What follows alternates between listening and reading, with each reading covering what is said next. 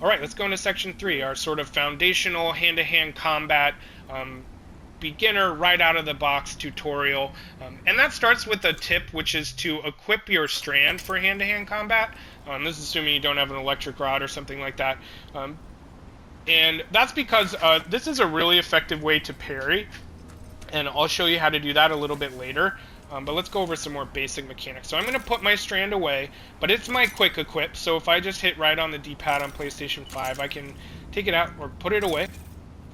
And Strand's basic combat mechanic is a 3-hit combo, or just hitting circle, you know, for a punch, but then you can string that together for a 3-hit combo, punch, punch, kick, and you can string that combo together with the exact same one and keep going like that. Now, the problem with attacking in this way is that if you just go in fist flying, you are going to run up against their guard. Like, for this guy in particular, he's got that electric rod, which basically means he can block for a long time before you have a vulnerability window. So let's talk about the 3 best ways to break Mule and Bandit guards.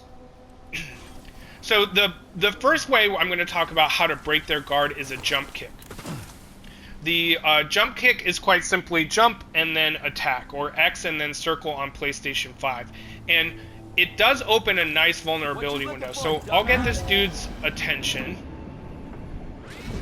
and then I'll start walking up to him and press jump and kick at the same time. You can see that stuns him. That's a big vulnerability window for me to kick some ass. So I'll do it again, and I'll follow it up with a punch, and he's out. So the next best way to break guard, let me pick this up real quick, actually. So it's equipped. I actually don't want that. Just bear with me here for a second. I'm going to get my Strand equipped. I'm going to put it away. And then we're going to do a body slam. It's the same thing. You're just going to do X and then R1.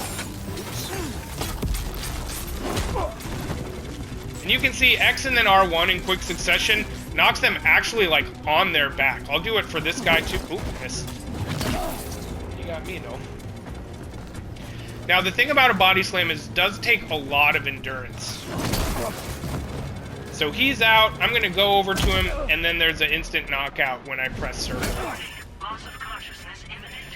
So the third way to break guard is to do a tackle.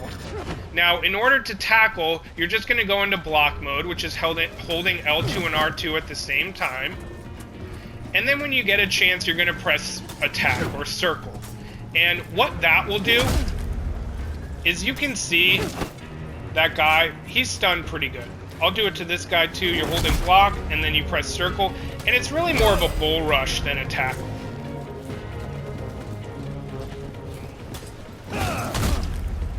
And then once you have him in that stun state, you can knock him out. So I'm going to pause there. Well, actually, that's a good point. Let me kind of show you what it looks like to try and...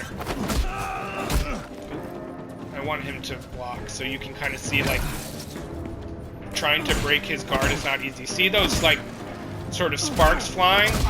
That tells you, you know, that's his guard that we're trying to break. So next we're going to talk about defense. So defense basically consists of blocking, dodging, and parrying in 2 different ways.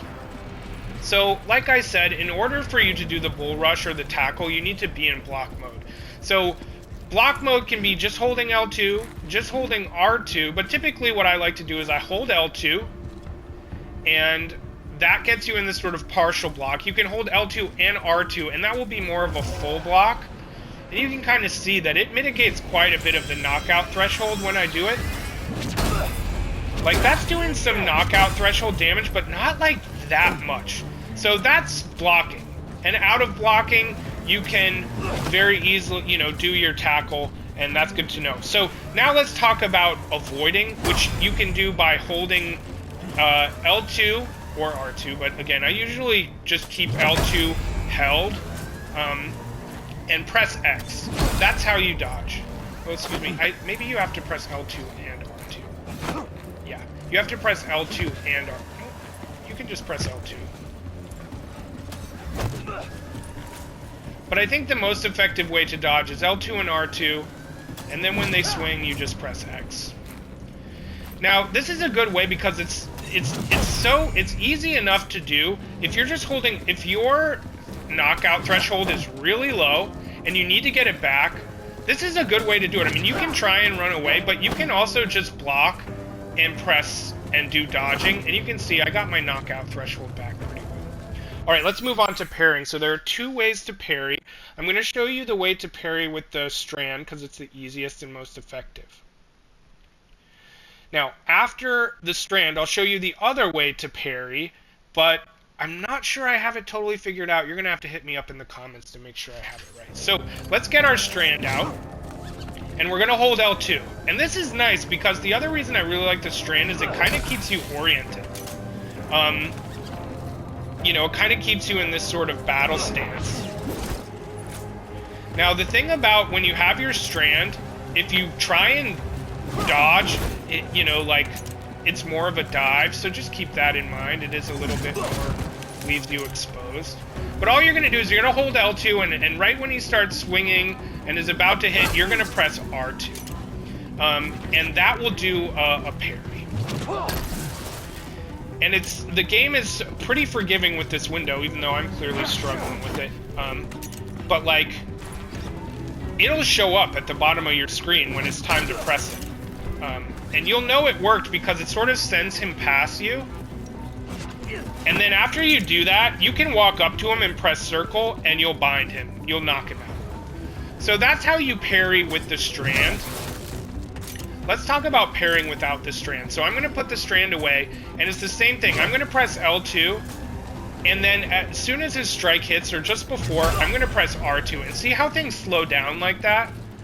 That's the other way to parry, I think.